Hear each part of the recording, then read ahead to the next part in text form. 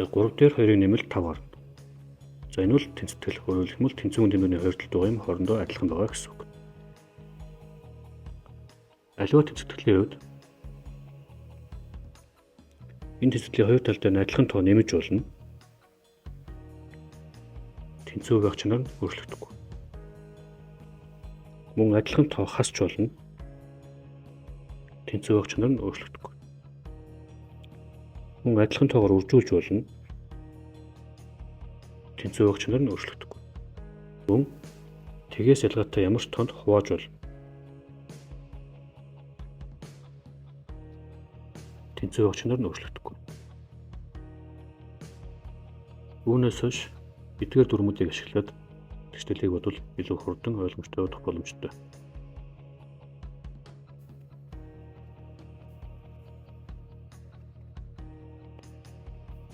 Энэ тэгшлэлийг хоёр янзын аргаар үүтэ.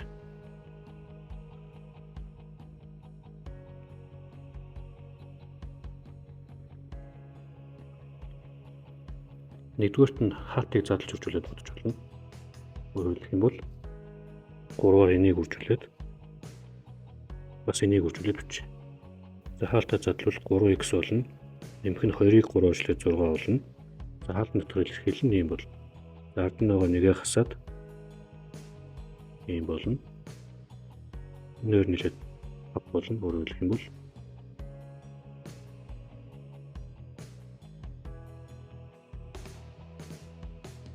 ийм бол. За нэг нэмэгдүүнээ олохын тулд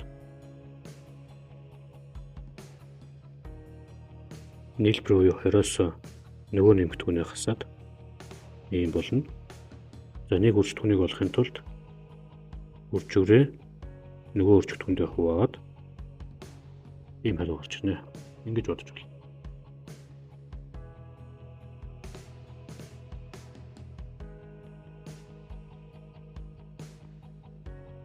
За 2-р арга нь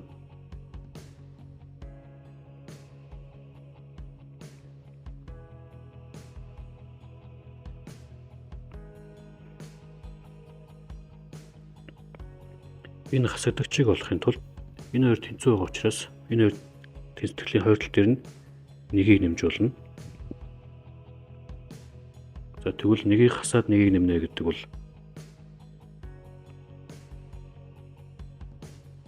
энэ хоёр тэг болно гэсэн үг. Өөрөөр хэлэх юм бол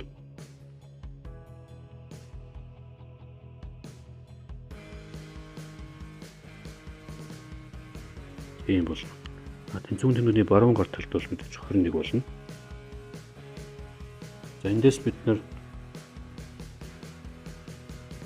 энийг олохын тулд тэнцвэлийн хоёр талыг 3 дугаар.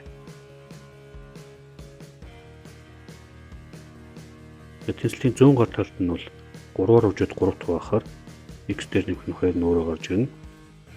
Тэнцвэлийн баруун талд 21-ийг 3 дугаар бол 7. X-ийг олохын тулд тэнцвэлийн хоёр талаас нь 2-ыг хасч өгье. Тэнцвэлийн зүүн талд x үлдэнэ. Баруун гар талд нь